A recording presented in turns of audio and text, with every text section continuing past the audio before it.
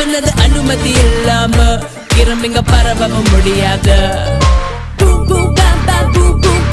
சத்தம் கேட்கும் காதலே குற்றம் குற்றம் அற்று போகும் ஒற்றன் வந்த போதில்